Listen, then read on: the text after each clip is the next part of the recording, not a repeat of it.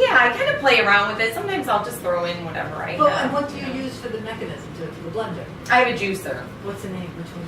Is it Bremer? Oh, so you don't care. It's not like, oh, this one's the greatest. Yeah, no, I don't care. I got it at Bed Bath & Beyond. I actually, after watching that movie, Fat, Sick, and Nearly Dead or something, that guy brought himself back. He was like, a heart attack away from he did. And then he went across the country, like, sharing his juicing, and he was juicing in the back of his car and everything, But after watching that, I ran out and got a juicer. Really? And then I didn't use it until I got diagnosed with cancer, so. How long ago was this? It was 3 years ago. Okay, and so then the progression was 3 years, and then you took 3 to 5 months immediately. Obviously, you didn't wait. You cured your cancer, God bless you. And then, what did you do before you were sick? For a living? Well, my husband and I own a spring company in Springfield, Massachusetts. We make springs that go into Pilot Pen. Oh, no kidding. Yeah, and garden hoses and yes. You realize when you're in that industry how many springs you need. I was home with my kids for many years, and then we bought that company probably 5 years ago, 4 or 5 years ago, and so I was working with him and. So. Okay, so you weren't in the wellness industry. No. And then your sister-in-law did Reiki on you, with all your supplements and changed your diet. And then when did you become a Reiki master? Like about 6 months after that, I got into Reiki. I started doing Reiki on people, and I was bringing through their relatives. Oh, really? Yes. And I was doing Reiki on my friend one day, and I saw this guy that looked just like her husband, but older, and I didn't know much I hadn't even met her husband, actually. And so after her session, I said, by any chance, did his dad pass away? And she was like, yeah. And I said, did he always wear those alligator sweaters, the Lacoste sweaters? Oh, yeah, that's what he was showing me. And she goes, all the time. And then all this other stuff had come through. So I'm like, okay, what is going on here? So then I found a couple great mentors, worked with them.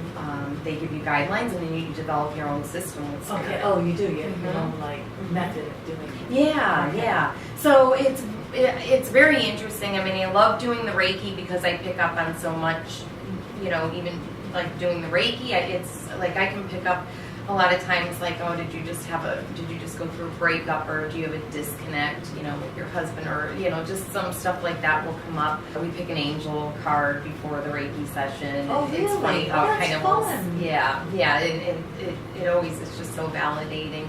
I like to lay down some cards first. Some angel cards. Again, I feel like the angel card kind of sets the theme for the reading. Okay. I do the tarot to kind of tap in a little deeper. Oh, so you do different decks? Mm-hmm. So there's an angel card deck and a tarot card. Okay. Right, person that I'm reading for. I want to just lay down some cards first because I feel like that's more validating, and it lets spirit kind of lead the reading.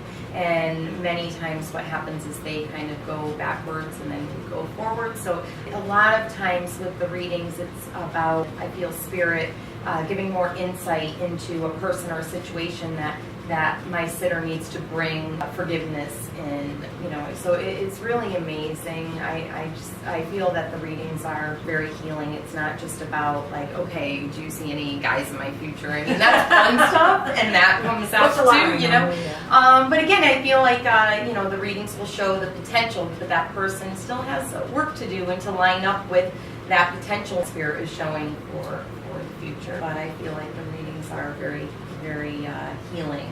And most of the time, almost every time, a loved one will pop in. It's not always the person that the sitter, wants to hear from, but I feel like it's the message that needs to get through. Yeah.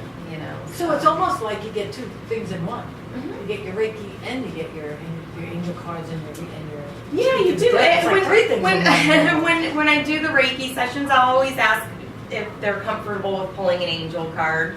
And it's amazing, when people are coming for Reiki, it's either they're just curious about it, they had heard about it, or they have something that they need some help with healing with. And you know why I like yours almost? Like my thinking is that it's like it's all connected. It's not just releasing the energy and not knowing why it was there. Mm-hmm. Like maybe there's some message in whatever you tell them that connects to whatever energy you're releasing out of their body too. Right. So it's more, not complete, but it's more of a comprehensive.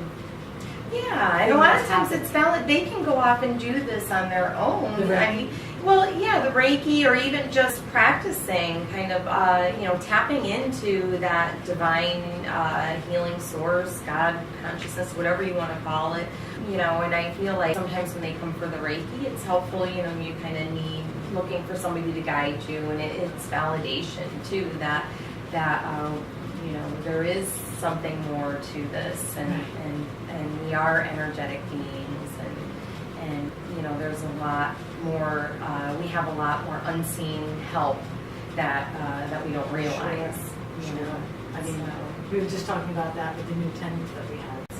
Right. I'm just so in awe of you. I don't know if I've ever met anybody who's healed themselves. No, I really am.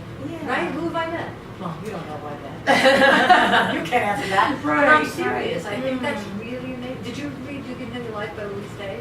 I did. It was one of the first books. Oh, you did? Because yes. she did. Mm-hmm. And then And she used affirmations. Yeah. I mean, I think that there's many paths to it. What's our tagline? Do you know our tagline here at the Bridge? Yes. What is it? Yes, it's many paths, one bridge, right? It's many paths, many truths, one bridge. Oh, okay. And we do P Okay. first. Like I don't remember. It's a path of truth first. We do it by A, B, C, D, and then P, Q, R, S, T. So P's come first. So it's many paths, many truths, one bridge.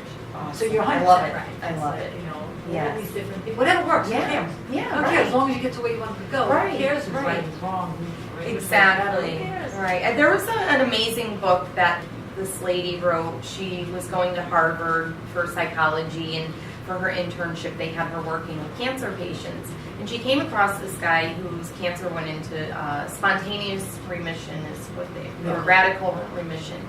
And she noticed that nobody bothered to check into this and ask him what he did. They just kind of wrote it on his file and put it away.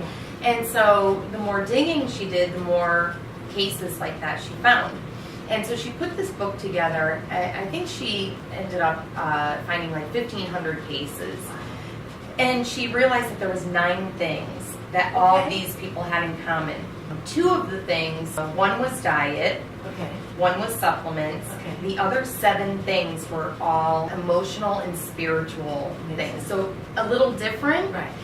but the fact that they brought in that part, that spiritual part, and then the emotional part, releasing Right. things that we hang on to that get stuck in our energetic field. Right. Right. And one of the things that this path has shown me is it's always work.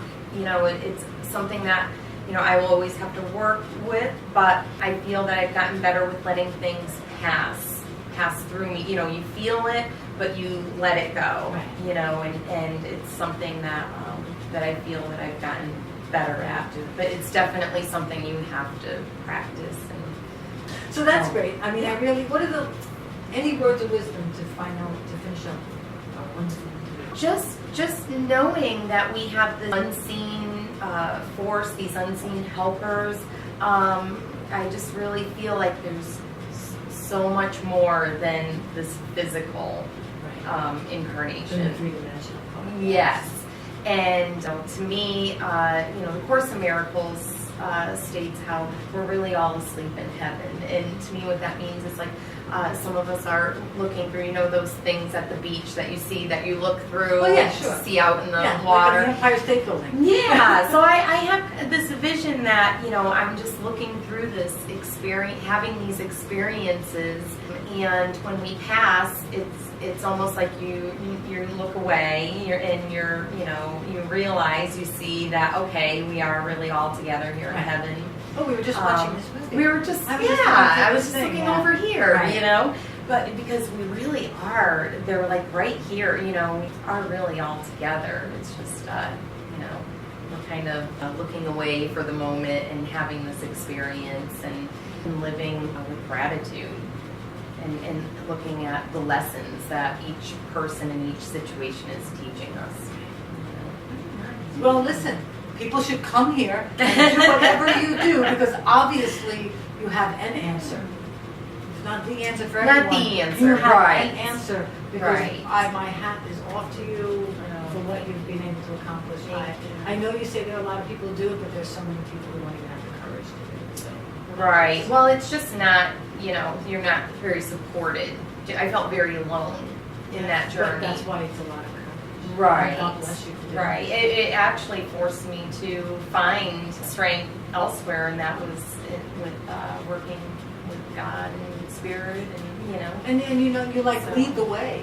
You're leading the way out of this whole illusion, so to speak, of the healthcare industry and the way that they deal with things. Now, again, I have enough respect for the healthcare industry. For It's sure. fine.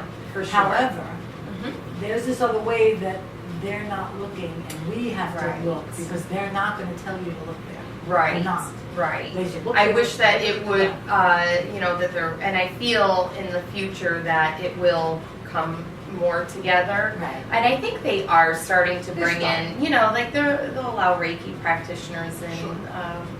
working with the cancer patients and stuff. And that's just a start. Right. I think they really, I feel looking at more at nutrition and just believing and supporting. And understanding every- what's really happening. Yeah, and supporting their patients Right. both ways, because you feel like if you don't do it their way, you're just kind of cut off right now. And the people, it has to come from the people, because the pharmaceutical industry, the institutions as themselves don't want to cure these things. That's right. Because then they're out of business. That's right. And that's an issue for them, and I can't blame them. Right. Listen, if that was my business, why would I want to put myself out of business? Right, Although I always yeah. say that we should put ourselves out of business to the rich, seriously. And then we'll all just go sit on the beach all day long. Yeah. But I'll go to Maldives and hang out there.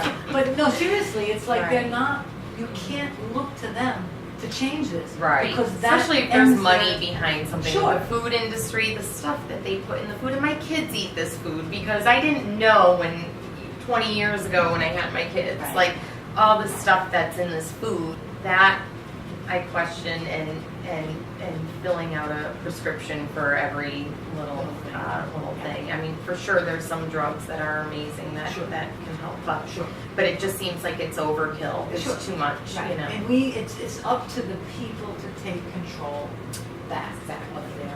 And that's one of the big things about healing. When you feel like you're being your own advocate, it gives you power. Instead of giving your power away to 100%. Somebody else, you find your power, Yes. and that's so. And it's a good reason to be sick. Right. So that you can come back to understanding your power. That's and how right. strong you are. Cancer can be such a teacher, and Yes. illness can be such a teacher. It makes you look in what's going on in my body. Why is that coming from an energetic? There's one lady that I read her book, and she feels like all illness starts in your energy field before it manifests physically. Certainly, I believe there's different reasons for illness. Some of them are just people are exposed to things, or there's no answer for why children get sick, or animals or whatever. But for sure, when I felt for me that I had to take a good look at how I was living my life, and Right. Right. so. But it gave me. I found my power in doing And that. now you're And you're now, helping other people get their and I power. love it, and I love who the universe is sending to me. I have the most wonderful clients, and I feel like when this person is sitting across from me, it's like an exchange of energy, and I'm learning too, as I'm still always learning, But yeah, so it's wonderful. I love it.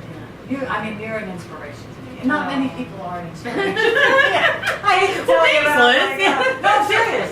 No, I'm dead serious. I applaud you. I commend you. I can't even imagine God forbid I should ever have to be in your space, in your place. Yeah. And the courage that you have is just amazing to me. And really going and doing what you felt was right for you, regardless of the rest of the world telling you, Right. you're crazy, you gotta go get the operation, Right. you kill yourself. Oh, Right. Yeah, exactly. But you are just, Oh. God bless you. Thank you so much. Everybody come to the Yeah. picture. Thank you. Sigma. Oh, do you have a website or a? I do. So it's lotuspetalreiki.com. Oh, that's easy. Yeah. LotusPetalReiki.com.